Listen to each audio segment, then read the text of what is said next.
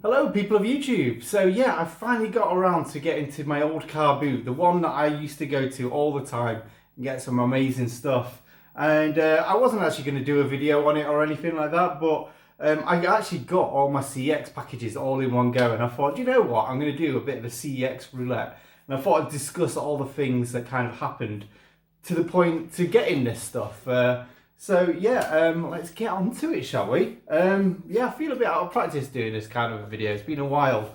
Let's see how it goes. As well, my laptop as well. My charger's not working, so this is just going to be straight up to YouTube from my phone. So let's see if it goes well. Yeah, so proper old-fashioned old pickup. So yeah, first up, I'd like to say a massive congratulations to Scott Sega Zombie, Scott Brand Sega Zombie, for winning YouTuber of the Month, and thanks again for putting me up for the YouTuber of the Month nomination as well. So much appreciated that. If you want to go over to it and nominate, I'll be able to, I don't think I'll be able to put a link in, to be honest. I don't know how I'll do it on this. So, but yeah, if you know where it is and you haven't voted for me yet, go over there and give me a like, I suppose. But yeah, what am I going to do? What am I going to show? So yeah, I'll get through to my car boot, shall we? So yeah, I've noticed car booting has changed a lot. This car boot, I remember rocking up at around 7:15. No competition, I'd get flipping so much stuff.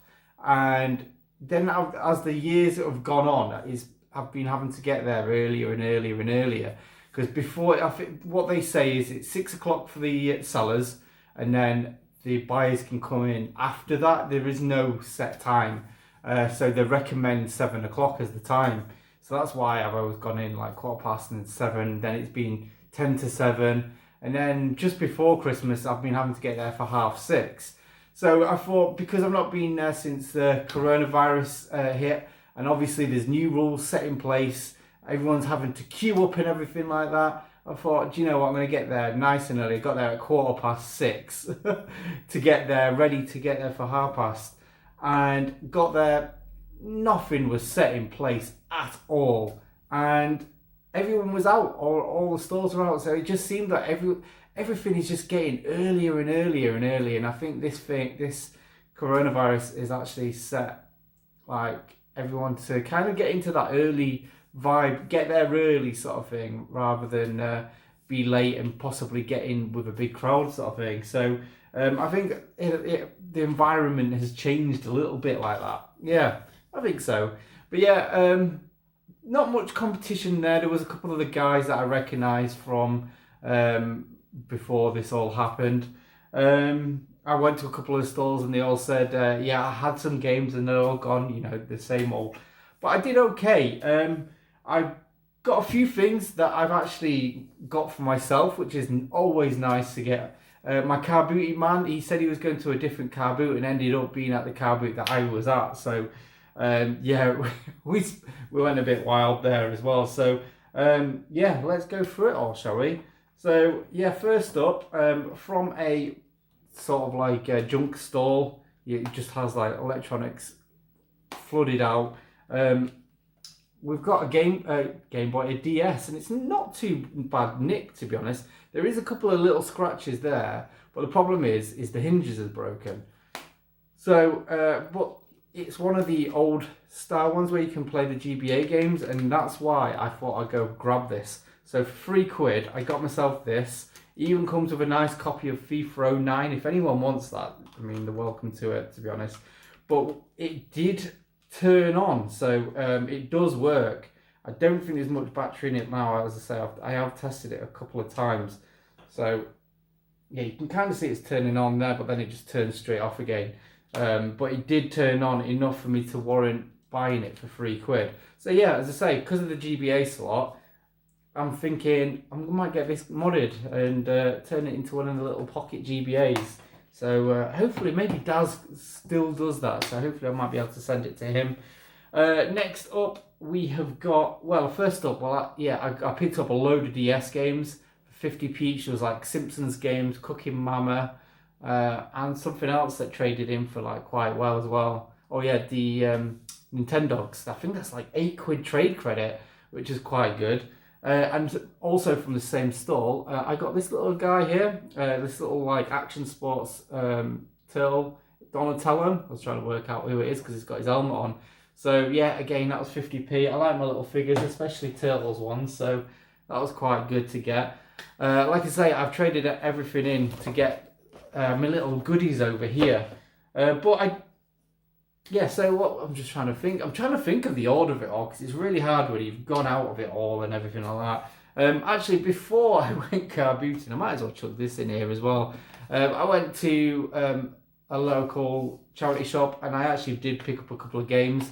Again, they've all gone to CEX. It was FIFA 15, was it? 14, 15 for the Wii, which was, I think that was like £5 trade credit. And then I picked up myself Bug's Life for the PS1, a game that I would never normally pick up. But in these desperate times, I actually picked it up. So yeah, nice and complete. So that was quite nice. Yeah, that was from the charity shop. So yes, back to the car boot. Yeah, I spent £60 in total, and I actually picked up, like I say, a few things for myself, which is always nice. And I got a load of stuff, and I actually got £96 trade credit, which wasn't the best, but the reason why is I actually got 87 quid's worth of stuff rejected, which was all because of cosmetic reasons. And I think I'm kind of good. I'm happy about, because it's my local CX, so I know the stuff that's going in there is usually going to be top notch. But it's just a bit frustrating because I do know a lot of this stuff is okay. I did test it all before. So what I'm going to do is I'm going to take that. I'm going to go to the car boot this weekend, hopefully, if it's on, if it's not too bad weather. And then I'm going to take it all to my CX, which is in the village along. So I'm going to go to that one, and because I know that they don't do the testing or anything like that. They'll just go look at it, it's okay, and then they'll take it in. So hopefully I'll get another nice, quite a big bounty full of money. Even if I don't do well at this car boot, I'll probably do okay. But yeah, so as I say, I did get a couple of things for myself. I got myself Lotus Challenge for the PS2. I actually got a few PS2 games, and I've got a few for Sean, Retro Games Revived. So, but I'm going to keep this one. I kind of looked at it and I thought, you know what, it's Lotus for the Amiga. And that's why I kind of like first thought, and I thought that's kind of the strenuous link for it to keep it into my collection. But looking on reflection, it's not that at all. And hang on a second. Totally not got this ready. There was a couple of loose games on that stall as well. And I actually thought this, I don't know why, well, because I've got a PlayStation 1 game here loose. I actually thought this was a loose PlayStation 1 game. Crash Bandicoot, The Wrath of Cortex. Yeah, so it's kind of a bit pointless. But the one that I thought was quite amusing is, obviously people know I'm going for a double case set, and there's only 3 games that I need to get a full one for the PlayStation 1. And one of them is Mortal Kombat Trilogy. So yeah, this is really eluding me to get for a decent price, at least anyway. I mean, it used to go between 15 and 20 quid last year, but obviously everyone's going for it now. So it's starting to rise up quite considerably in price. You're going to be lucky to get it for 50 quid now. So to find a loose copy of it in the car boot, it's just, I thought it was quite amusing. I had to pick it up just for the amusement factor alone. It would have been nice if it came with a whole box. That would have been just fantastic. That is the hardest one left for me to get. So quite amusing, I thought, anyway. So yeah, from another stall, he was quite, for me, I sent my photos out and everyone said I did quite well, but for me, I just felt like I just didn't do very well at all at this car boot. So I was kind of like clutching at straws and getting stuff. So I went to this one seller and he had a load of DS, 3DS and Wii U titles. And so I picked up a load and he was pretty much selling them for about 4 quid each. But then I managed to bundle in 2 Xbox One controllers, which really helped bring the price down because there was good trade credit. But in them, like I said, these are like 4 quid each, but I have after trading in my controller, I have made the money back for it. So that makes, well, I'm quite happy by that. And I've got Spyro. The base box here is a little bit eaten, but I have got a loose copy of, not loose, just a box only copy of this. I have got loads of like DS cases from over the years that, like, when you come up to a store, you open up, there's nothing in there, and you go, oh, you don't mind if I just take the case for free, do you? And rather than throw it away, they just give it to you. So that's a pro tip as well. If you ever see empty cases, just ask them if you're going to buy something off them, just ask if you can get the loose case ones for free. And 9 out of 10, they usually say yeah. But yeah, anyway, I have got a couple of games here that I am actually really pleased to have got. So I've got Mario Party DS, which I didn't have in my collection, and it's nice and complete. So that was just a little extra pamphlet there. I have just noticed though, this is a bit sneaky. It's actually got the American cart inside, even though this is a PAL copy. It is intriguing. I wonder how that's happened. I mean, it's not to worry so much because it will work in my console. Let's have a look at this one as well. I didn't notice it. This one is actually loose. Not loose, but no manual, sorry. That is a PAL copy, so that is good. And then I've got Mario vs. Donkey Kong Mini Mayhem, which is a PAL copy, and it is all complete. And it's got a bit of a reversible cover, not much. I know people are starting to look at them now. They like the reversible covers. So yeah, this one I am really made up on. This is one I really wanted. It's not like really expensive. It's like about a tenner to buy normally. But yeah, really happy to add these into the collection. Spyro's always nice to have. It's not really a game for me, but it's just nice to have in the collection. So yeah, that was my normal Carbooty stuff. So I actually so what else did I get of note? Just loads of controllers, Wii controllers and stuff like that. As I say, I took most of them in. Some of them have been rejected, and they'll be going into the next round. So yeah, I started leaving. I did all my rounds. I left at about 7:30. No more people coming in past like 6:30. Like I say, it was really quiet. But of course, halfway home, my Carbooty man texts me, says, I'm at your local car boot. Do you want to come and meet me? And I was like, just left. But do you know what? I'm going to go back and go see him. And yeah, I'm glad I did, because I got quite a few stuff for myself, but I actually bought quite a few things for other people. So basically, while I was over there looking through his stuff, he had another box that I've never seen before. And I was taking photos and then sending them to a group, and everyone was like, this is what I want. This is, yeah, there was like, maybe have you got this? And I was like looking through, doing a big search through what he brought to that one. And yeah, I just sent his PayPal over to the guys that wanted stuff. And I've got like a big bag of stuff that I'm going to be going to give to people over the next week or two. But yeah, like I say, it's quite nice to be able to do that. It felt like shopping for other people without having to spend my own money. It was really good. But yeah, anyway, I actually did get a couple of things for myself from him. So yeah, he was doing me some good deals because I was helping him out getting some money. So I got myself The Mummy, which is a Konami game, which is quite intriguing. So yeah, it's a licensed game by Konami on the Game Boy Color. So this looks quite an interesting little platforming game. I don't know how good it is or anything. I have heard something that this is quite a good game actually. But yeah, for £5, I thought I'll have a nice box copy of that. Next up, we've got a sealed copy of Irritating Stick. Now, I've seen this for a while, and I've always been like, I kind of want it, but I kind of don't. Because the thing is with him, he doesn't have anything priced up. He looks on eBay, and I know this costs more than like £10, and for like sort of a puzzle game, I thought that might be a bit too much. But I kind of like, over time, I've been really wanting it. I don't know why. It's sort of like, yeah, it's really arcadey, but you know them where you got like these little metal mazes, and then you have like a stick where you have to go like this. If you touch the sides, it makes that buzzing noise. That is this game, except it just seems quite fun. There's a lot of fun to it. So yeah, he looked at it and basically gave me it for a tenner. So yeah, really rubbish cover. And as Dylan pointed out, the Angry Video Game Nerd actually did a video about this game, about not how bad the game is, but how bad the cover is. So yeah, it's nice to have in the collection. Big hitter one this time. So yeah, he did this for me for a quite a good price, but not a cheap price either. Definitely, well, maybe about a third of the price of what it goes for.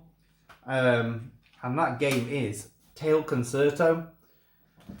Whew, yeah, so this is an Atlas RPG. I didn't realise how much this cost. Now, if you're a PAL collector, you probably know that there is a PAL copy of this. So why have I got this? Because this is obviously an American version. Well, the PAL copy only plays in French, because I know the Xbox 360 collector has this, but again, he has the PAL copy, so he can't really play it. It's strange because not a lot of the PAL copies also play in English, but not this game. So for us English people, this is the way to play it. So yeah, it looks quite cool, like music-based RPG. So 3D platform. Anyone looking for a 3D platformer need look no further than Tail Concerto. I thought it was an RPG, but according to this, it's a platformer. So run, jump, climb, and even fly through 9 floating islands of adventure. All right, okay. Well, that's kind of a bit different than what I was expecting. So hopefully this won't be too long. I might actually play this soon. This might be on my to play very soon list. But yeah, really happy to get that. Even more so now I know it's a platformer. Spending all his money on games I don't even know what they are. But I mean, you know, with Atlas, you know it's going to be good. So 2 games I'm considering selling maybe, or maybe keeping. I don't know. Again, I've said to myself when I got the PC Engine, I'm going to be not collecting for the PC Engine. So you might realise what these games are. So the PC Engine games. So first up, a box copy of Gallagher 88. Now it just needs the front cover replaced on this one. That is damaged, but they're just normal CD dual cases. They've got no kind of markings on them to say that they're anything other than just a CD dual case. So yeah, I just need to replace that. Just get a cheap CD. But yeah, again, for all the manual, even got this with it. It's not got the foam with it, which is a bit of a shame really. But the back of the case is perfectly fine. So yeah, Gallagher 88. I was playing this recently and I was really enjoying it. So it's basically Gallagher, but then turns into a bit of a shmup sort of thing. So it's got a bit more to it than just being plain old Gallagher. So that was really good actually. And another game that, do you know what? I'm sure I had this as a kid. And it is RoboKid as a kid. Atomic RoboKid Special. Now, I thought I had this on the Mega Drive as a kid. And what I'm thinking is I must have had a Japanese copy of this when I was a kid, because there was import games out there for me to get when I used to go Carbooty in marketing. But yeah, supposedly this is the better version. This is better than the Mega Drive version. It didn't come out in PAL territories, even though I thought I had it. But yeah, really cool little platformer shooter. Really not quite so much a cute 'em up, but like a little bit like that. So yeah, really good condition overall, really. Again, do I really need it? I mean, I've got my EverDrive over here banging away. So why do I need it? Oh, I don't know. But they're kind of nice now. They're in my collection. It's kind of nice seeing them there. I have been toying with the thing of keeping CD games, collecting them if they're not too expensive, and then just having like the backups for the expensive ones. And talking of that, I actually got a load of backups from him as well. So we've got Steam Hearts on the Saturn there, but we've also got Steam Hearts for the PC Engine over 18. So if you know about this game, it's got some raunchy cutscenes in between the shooting levels. We have got Spriggan Mark II re-terraforming project. I think I've got that on another CDR repro. One for Retro Red Steve. We've got Wonder Boy 3 Monster Lair. We've got Exile 2. So as I say, these are all PC Engine CD games. We've got Last Alert, which is, I think that's a mech game, like a mech sort of shooter. We've got 4-in-1 Super CD for the TurboGrafx CD. Now I'm sure this is a PC Engine Works game. And you've got on here Gates of Thunder, Bonk's Adventure, Bonk's Revenge, and Bomberman. And you've got to put a code in to get Bomberman, which he has kindly put on there. We've got Gradius 2, Go for No Yabo. I've been enjoying Gradius recently. I've been playing it quite a lot. We've got Rayek Samba 3, which is supposedly really hard. One of the hardest shooters, supposedly. We've got Alzadik, which we all know. I didn't know that people knew as far back as the PC Engine that he was, but yeah, this is sort of Alzadik is a Summer Carnival caravan shooter style game, I believe. So again, quite hard. We've got Cotton for the PC Engine, and we have got Another Century Episode 3 for the PlayStation 2. I've never heard of that one. I don't know what that is, to be honest. So yeah, I'll give that a try because I have got the McBoot thanks to Tootie UK. So yeah, that's quite nice just to have a few games to play because a lot of them are quite expensive. And lastly, from my Carbooty seller is, I think it's pretty much the last Wii U big box, well, medium-sized box game that I needed, and that is the Bayonetta 1 and 2 collection. So The Witch is back. Great games, and I don't know what it is about Bayonetta games, but I start them and then I don't play them for years and then I complete them. So that's what I did with the first one, at least anyway. And Bayonetta 2, that's a Wii U exclusive game. So it was played on the 360 when I played the first one, and I really enjoyed it. But I don't know, I think the controllers put me off because you got the big Y controller, and I think I said to myself, I'll go back to play this when I've got the Pro controller and then play a game. But I got the Pro controller about 2 years ago now. It must be at least 1 year anyway, and I've still not gone round back to like completing it. So maybe that's what I'm going to do soon. And now I've got this. Like I say, I love. I mean, it's something about Nintendo cardboard, isn't there? So it is quite addictive, and it's in quite good condition. And it did me quite a good price for that. And not the best of prices, to be honest. I have seen, like I can remember seeing these knocking about for 10 quid for quite some time, and then I don't know why I never picked it up, to be honest. I thought I'd have more time, and then they kind of just disappeared. So that is everything from the car boot, and like I say, I took everything into CEX, got half of it rejected, but I got a good chunk of change to get 3 things from here. So I've got 2 PlayStation 2 games, PlayStation 2, PlayStation 1 games, and a Nintendo 64 game, which I'm assuming is in here. So let's take Potluck. Have you seen what they do now? I mean, we've probably all complained about this. So yeah, everything is coming in these these cardboard containers. I guess trying to save money or the environment. I don't know what it is, but yeah, let's take a spin of the CEX roulette wheel, shall we? I've not done one of these. To be honest, usually I've not got the patience to do it. Usually they come through the door and I just open them straight away, but these came quite late. They came at like 4 p.m. and I thought, do you know what, I'm just gonna make a video. Fuck it. So yes, we have got, do you know what, I've not had a CEX sticker for ages, so that's quite nice to get. In fact, what is this one? This one's a little bit different. It's like in reverse, so I think this is to put on your window. That's a bit temporary tattoo. Oh well, I'm going to be using that. That's definitely new. I've never seen the temporary tattoos before. Is there anything else in here? I'm more excited about that than the game. So next up we have got PlayStation 1 game. So far impressions are good. The weight feels quite good, as if there is a manual. And yeah, so we've got Yo-Yo's Puzzle Park for the PlayStation 1. And, oh, come on, let's have a look inside. We've got a manual. Would you believe it? Would you believe it? So let's have a look inside. The spindles are all intact, which is good. And that disc looks like it's never been touched. So this game, it's always intrigued me, and it was 35 quid.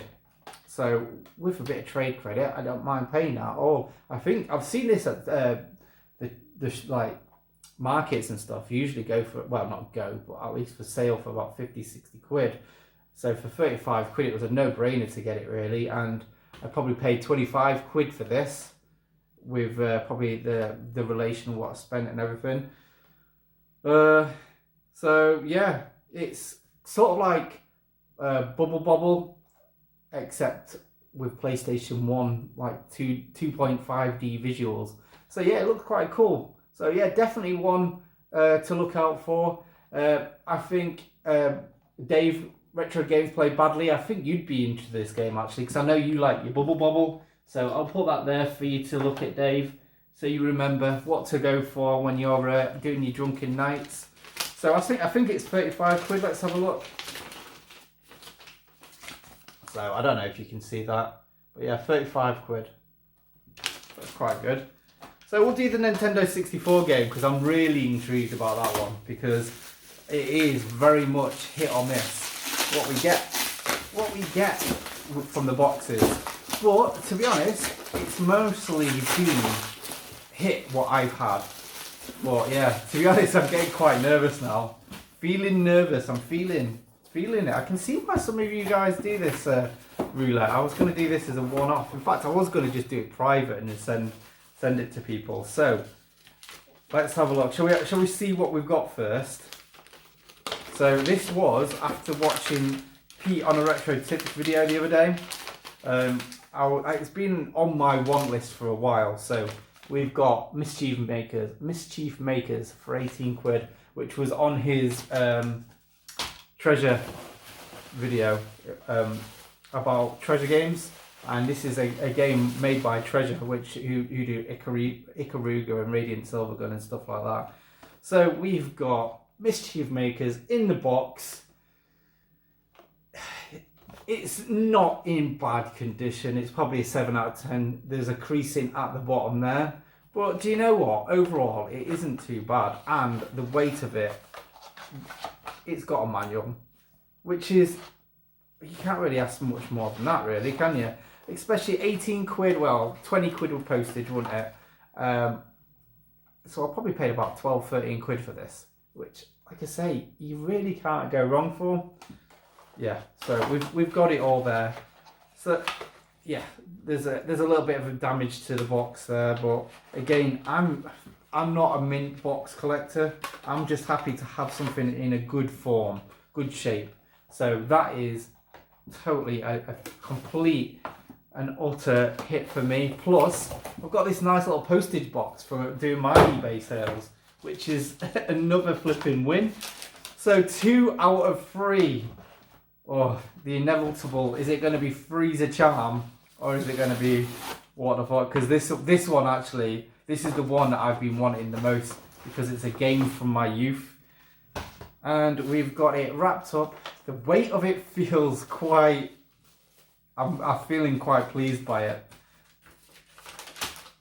So this one's quite good, because I know this tends to go for 40, 50 quid on eBay. And I paid 35 quid, and again with trade credit. So let's have a look inside. I've actually got a bit of a smile on, because I'm feeling quite positive about this one.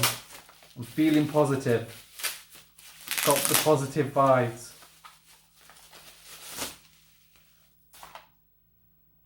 We've got her, guys, for the PlayStation 1. Oh my word. And oh my word, oh my word. It's complete. Look at that. And there is, I know, I thought it was a scratch, but it was just like a little mark that came off very easily just by rubbing it. Woof. So, I don't know if everyone knows about this game, But when I say I had this as a kid, I had a burnt copy of it. I never had the original, but I was really looking forward to it because it's like a one-on-one fighting game with Final Fantasy characters. So this originally came out as an arcade game, and I think when it got ported over to PlayStation 1, obviously PlayStation was riding high on Final Fantasy fever, and they included, I think, about 4 characters. So you've got, who have you got? Does it say? No. So you got Cloud, Sephiroth, and what's the other girl called? I can't remember. Yeah. So yeah, it's a Squaresoft made fighting game with Final Fantasy characters, and it kind of plays a little bit like a really budget version of Power Stone, but one-on-one. So it's kind of like an arena-based fighter. But then it feels a little bit Tekken-y, but then a bit more like you've got more of a 3D environment to work around. It's a very weird game, and it plays not very good. As I said, I can remember when I was a kid being very disappointed by this. But I'm happy to get this in my collection again, just because of like the Final Fantasy connection to it. But there is a lot of like charm to it as well. There is something about this that it needs to be back in my collection. Outside of the arcade mode, the fighting mode that this game is, there is actually 4 mini games and a standalone RPG, which plays a little bit like Gauntlet, like a 3D Gauntlet, I would say, where you basically go into little rooms and then you fight someone and then move on. And yeah, I can't remember really playing that much. But yeah, there's like some beach sports games, all sorts of weird and wonderful things that you can do with Final Fantasy characters, basically. Because who plays as any of the other characters? But yeah, wow. 3 out of 10. I mean, there is a crack on the front of that box. That has probably been done in postage because of these flipping idiots using these stupid things here. Yeah, what can you do? I mean, if you're buying stuff from CEX now, I think you've got to expect games to come cracked when there wasn't before. But 3 out of 3, all got manuals, all in relatively good condition. I am absolutely buzzing by that, especially these, well, all of them. Look at it. So I've had quite a good Carbooty session there, I think. I'm very pleased by all of this. Two nice Nintendo pieces, lots of PlayStation 1 goodness, and a CX overall win. Anyway, that's enough of me rambling. I'll put that up onto YouTube straight from my phone, so there's not going to be a thumbnail. So yeah, I hope you all enjoyed it, and we'll go on to the next. See you on the next one. I don't know when that's going to be. As I say, my laptop, my charger doesn't work, so I need to get a new charger, and then we can go back to regular content, or regular-ish content. Anyway, I'll see you guys later. Bye.